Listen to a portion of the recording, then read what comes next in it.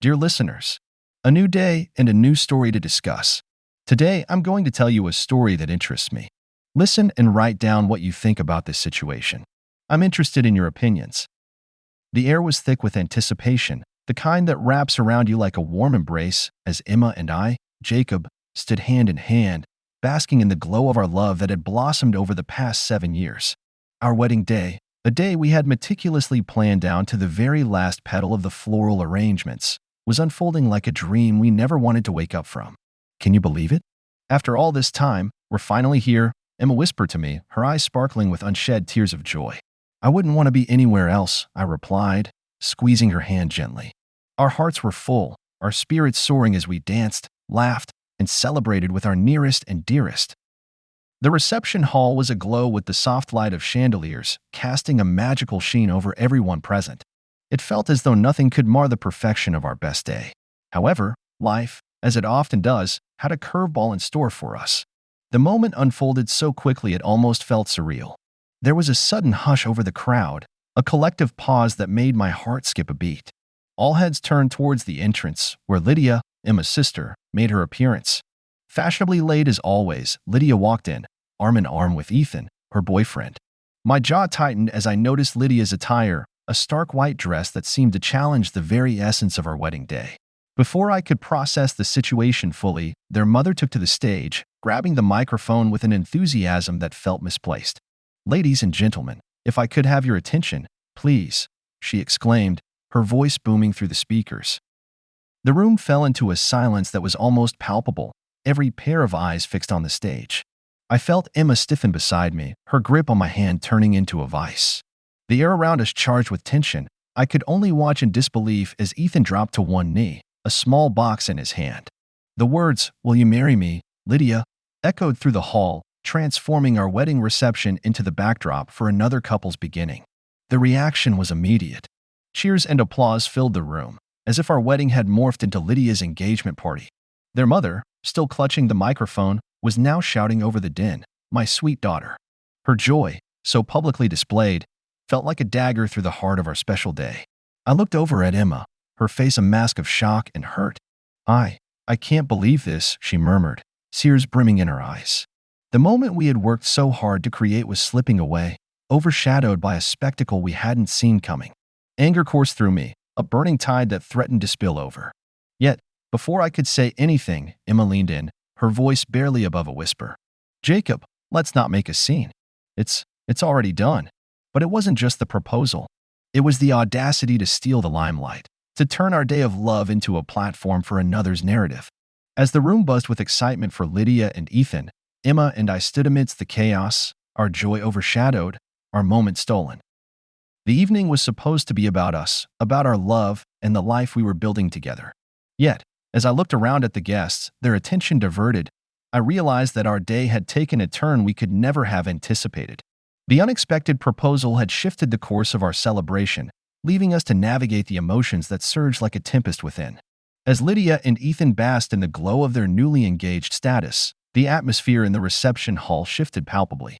The spotlight, once ours, now illuminated them, casting us, the bride and groom, into the shadows of our own wedding.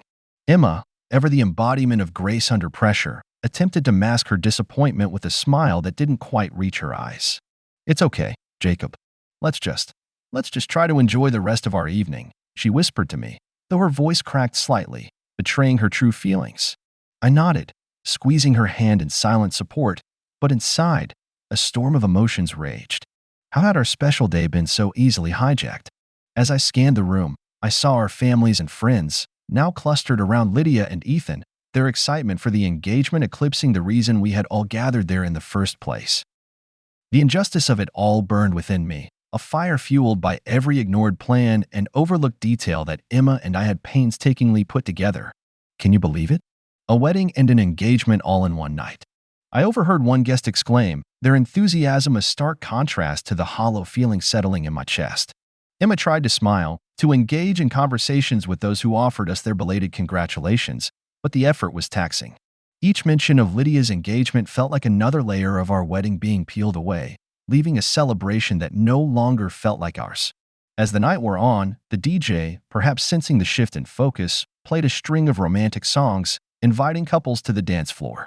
Emma and I joined, swaying together in a dance that felt more like a quiet goodbye to the day we had envisioned. "I'm so sorry, Jacob," she murmured into my chest. "I didn't want it to be like this. None of this is your fault, Emma. We'll get through this together," I assured her, though the words felt hollow. How could we reclaim a moment that had been so thoroughly overshadowed? The breaking point came when their mother, still wielding the microphone like a weapon of mass disruption, began to orchestrate an impromptu toast for the newly engaged couple. "To Lydia and Ethan, may your journey together be as beautiful and unexpected as tonight," she announced, her voice booming through the speakers. The crowd cheered, glasses raised in celebration, but the sound was a cacophony to my ears. Emma's grip on my hand tightened, and I knew then that we had reached our limit. Our wedding, a day that was supposed to be about our love and commitment, had been irreversibly altered. As we excused ourselves from the dance floor, Emma's aunt approached us, her expression one of genuine confusion. "Aren't you too thrilled? Your wedding turned out to be such a memorable night." Emma forced a smile, her patience wearing thin. "Yes, it's certainly been memorable," she replied, her voice laced with a sadness that made my heart ache. I watched as Emma struggled to maintain her composure, her eyes darting around the room, taking in the scene that had unfolded. It was as if our wedding had become a mere backdrop to another story, our roles reduced to supporting characters in the drama that was Lydia and Ethan's engagement. "Let's step outside for a moment," I suggested to Emma, hoping to offer her a brief respite from the unwelcome spotlight that had enveloped our day. As we made our way to the garden, the cool night air felt like a balm to our frayed nerves. Under the stars, away from the noise and the unexpected turn of events, Emma finally allowed the tears to fall. "I just wanted our wedding to be about us, Jacob. Is that too much to ask?" she sobbed, her voice filled with a mixture of hurt and disbelief. I wrapped my arms around her, offering what comfort I could. "It should have been, Emma. It should have been," I whispered back, my own emotions a tumultuous mix of anger, sadness, and a fierce desire to protect the woman I loved from any more pain. In that moment, under the starlit sky, Emma and I stood together, united in our disappointment and heartache. The unwelcome spotlight had indeed cast a shadow over our wedding, but it also illuminated the strength of our bond, a bond that, despite the unexpected challenges, would not be easily broken. The garden, bathed in moonlight, became our sanctuary, a place where the cacophony of the reception hall could no longer reach us. Emma's tears, illuminated by the soft glow of the garden lights, were like crystalline reflections of our shattered dreams. "How could they?" she whispered, her voice a mix of disbelief and sorrow. "How could they take this from us, Jacob?" I held her close, my own heart aching with a sense of helplessness. "I don't know, Emma. I don't know." The words felt inadequate, a feeble attempt to soothe the deep wound that had been inflicted upon us on what was supposed to be the happiest day of our lives. "We planned for so long, Jacob. Every detail, every moment. It was all supposed to be about us, our love. And now—" Her voice trailed off, choked by sobs that seemed to echo the very depth of our despair. "I know, my love, I know. And it still is. It's still our day, our moment. No one can take that from us, not really." I tried to infuse my words with conviction, but the hollowness of the reception hall, now hijacked by another celebration, loomed large in my mind. Emma pulled away slightly, her eyes searching mine for some semblance of the joy we had felt mere hours before. "But it doesn't feel like it, Jacob. It feels like we've been erased, like we're just spectators at our own wedding." The truth of her words stung, a bitter pill that was hard to swallow. The emotional turmoil, a tempest that raged within, threatened to consume us. "We won't let this define us, Emma. We can't. We'll make new memories, better ones. Just you and me. But how? How do we move past this? It's not just tonight, Jacob. It's the feeling of being so utterly disregarded. By my own sister, no less." Her voice was laced with a betrayal that cut deep, a wound that would not easily heal.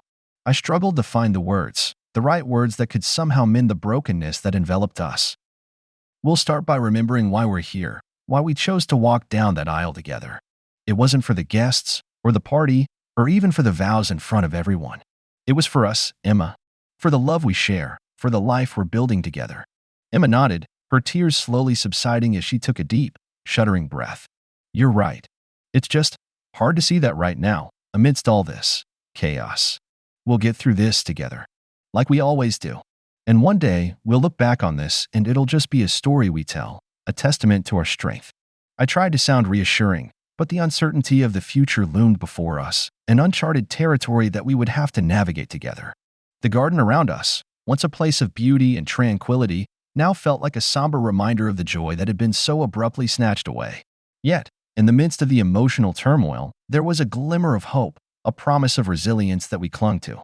"We should go back," Emma said after a moment, her voice stronger now, fortified by the resolve that had begun to take root amidst the turmoil. "We can't let them see us defeated." "You're right," I agreed, taking her hand in mine. "Let's go back and face this together. For us."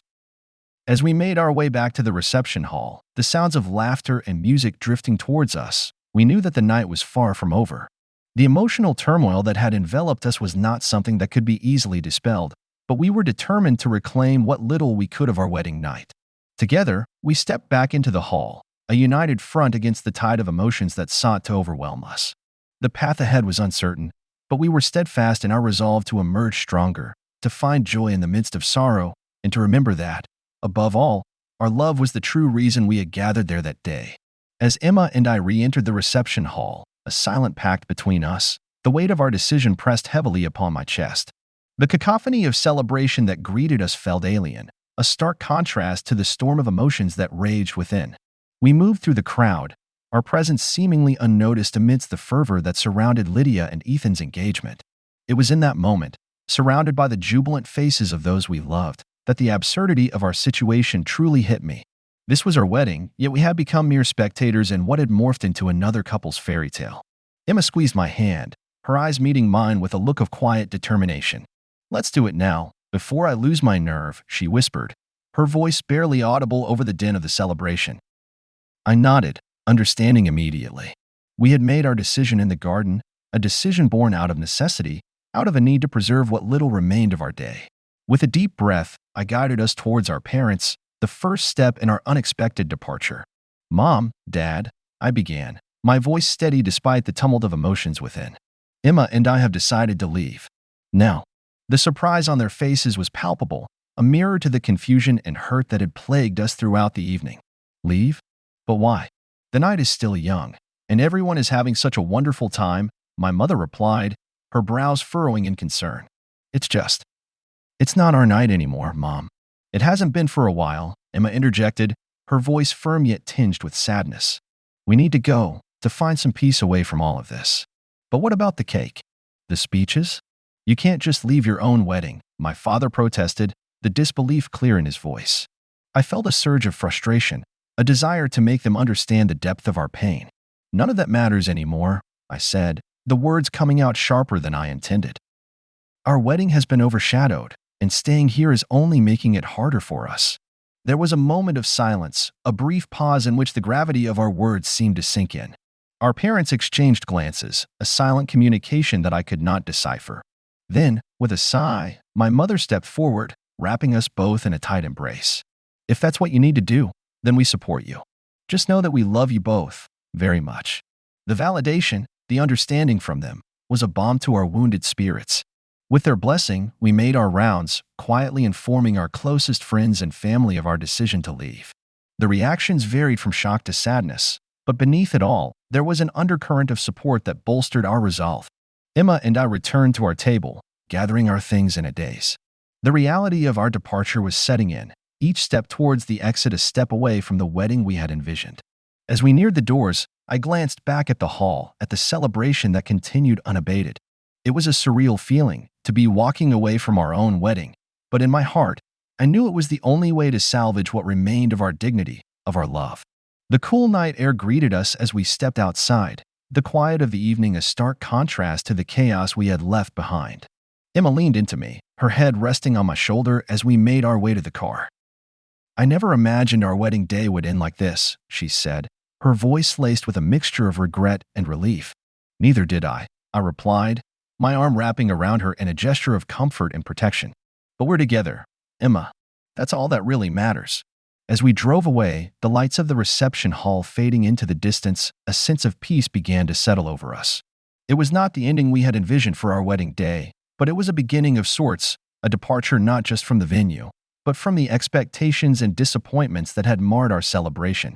In that moment, it was just Emma and me against the world, ready to face whatever the future might hold, together. The morning after our abrupt departure from the wedding felt like waking up from a dream, only to realize the reality was more jarring than any figment of the imagination could conjure. The light that filtered through the curtains of our hotel room did little to dispel the gloom that had settled over us, a tangible reminder of the events that had transpired. Emma was the first to break the silence, her voice soft, yet carrying a weight that seemed to fill the room. "Do you think we did the right thing, leaving like that?" she asked, her eyes not meeting mine, as if afraid of finding regret in my gaze. Without hesitation, my response was firm, rooted in the conviction that had guided our decision. "Yes, we did what was best for us, Emma. That night, it stopped being about us. We needed to reclaim what we could of our day, even if that meant walking away." She nodded, a small sign of agreement, but the shadow of doubt lingered. The aftermath of our departure was not just about dealing with our feelings, but also bracing ourselves for the reactions of our families and friends. We were under no illusion that our exit had gone unnoticed, and the thought of confronting the fallout was a daunting prospect. As if on cue, my phone began to buzz, the screen lighting up with missed calls and messages that had piled up overnight. Each notification felt like a reminder of the world outside our hotel room, a world we would have to face sooner rather than later. With a deep breath, I unlocked the phone, the flood of texts and voicemails washing over me. "Jacob, what are people saying?" Emma's voice was tinged with anxiety, her worry palpable in the air between us. "It's a mix," I said, scrolling through the messages. "Some are supportive, understanding why we left. Others are confused, upset even. They don't understand why we'd leave our own wedding." The reality of our situation began to sink in deeper with each message I read. There were expressions of concern from our parents, apologetic notes from friends who felt they hadn't done enough to make our day special, and even a few angry missives from relatives who felt we had overreacted. Among the chaos of digital communication, one message stood out, a text from Lydia. Her words were a stark contrast to the actions that had sparked this entire ordeal. "I'm sorry," she wrote. "I didn't realize how much our engagement would hurt you. Can we talk?" Emma and I exchanged a look, a silent conversation passing between us. The idea of facing Lydia, of confronting the heartache her actions had caused, was daunting. Yet, there was a part of us, perhaps a small, hopeful part, that wondered if reconciliation was possible. Before we could dwell on the thought further, another call came through, this time from Emma's mother. The weight of the decision to answer pressed heavily on us, a pivotal moment that could define the course of our relationship with our families moving forward. With a nod from Emma, I answered the call, the speakerphone filling the room with the sound of her mother's voice. "Jacob, Emma, we need to talk about what happened last night. We're all worried about you." The conversation that followed was a blur of emotions, explanations, and tentative apologies. Emma's parents expressed their disappointment in how the events had unfolded, but more than that, they conveyed a deep concern for our well-being. As we hung up the phone, the magnitude of the aftermath we were facing became clearer. Our departure from the wedding was not just an escape from a moment of pain. It was a catalyst for a series of conversations and confrontations that would test the strength of our relationships. Emma and I sat together, hand in hand, a united front amidst the storm of reactions our decision had elicited. "Whatever comes next, we'll face it together," I said, my voice steady despite the uncertainty that lay ahead. "Yes," Emma agreed, her determination echoing mine. Together. The aftermath of our wedding departure was just beginning, a journey through the complexities of hurt feelings, misunderstandings, and the hope for forgiveness. As we prepared to face the world outside our hotel room, we knew that the path to healing would be fraught with challenges. Yet, the strength of our bond, forged in the fire of adversity, gave us the courage to move forward, together. The days following our departure from the wedding were a whirlwind of emotions and conversations. Emma and I had braced ourselves for the fallout, but nothing could have prepared us for the actuality of facing our families and friends, each interaction a delicate dance around the events that had unfolded. It was on a crisp, sunlit morning when the opportunity to stand our ground presented itself. Emma's mother and Lydia had requested a meeting, a chance to clear the air. The weight of the upcoming confrontation hung heavily in the air as Emma and I prepared ourselves, our resolve fortified by the love and understanding we shared. As we sat across from them in the quiet of our living room, the tension was palpable. Emma's mother was the first to break the silence, her voice laced with a mixture of concern and reproach. "Emma, Jacob, we understand that emotions were running high. but to leave your own wedding. It was an extreme reaction, don't you think? I felt Emma's hand tighten around mine, a silent signal of support. Mom, it wasn't a decision we made lightly, Emma began, her voice steady despite the turmoil churning within. Our wedding day was supposed to be about our commitment to each other, but it was overshadowed by an engagement that should have been celebrated on its own time. Lydia shifted uncomfortably in her seat, her eyes avoiding ours. It was clear that the gravity of her actions was beginning to dawn on her. I didn't think it would cause so much hurt. I just got caught up in the moment, she finally admitted, her voice barely above a whisper. That moment was our moment, Lydia. You took that from us, I said, my voice firm, yet devoid of anger.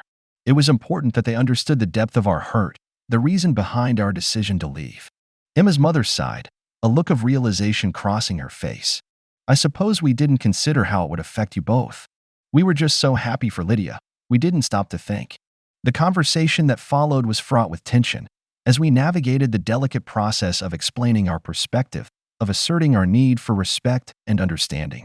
It was a testament to the strength of our relationship with Emma's family that, despite the initial defensiveness, they began to listen, truly listen, to what we were saying.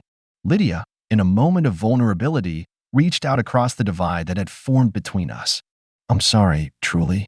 I wish I could take it back, but I can't. All I can do is ask for your forgiveness and hope we can move past this.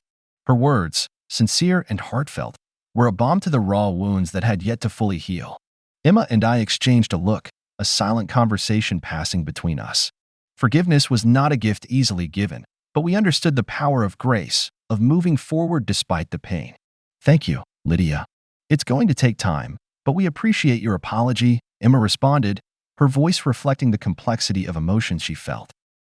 As the meeting drew to a close, Emma's mother stood, enveloping us both in a warm embrace. You two are stronger than you know. We're here for you, always. The door closed behind them, leaving Emma and I in the quiet aftermath of the confrontation. We had stood our ground, not out of spite or a desire for vindication, but from a need to affirm the sanctity of our relationship, of the commitment we had made to each other. As we sat together, the events of the past days seemed to recede slightly, the sharp edges of our hurt dulled by the beginnings of understanding and reconciliation. We did it, Emma. We stood our ground, I said, a sense of relief washing over me.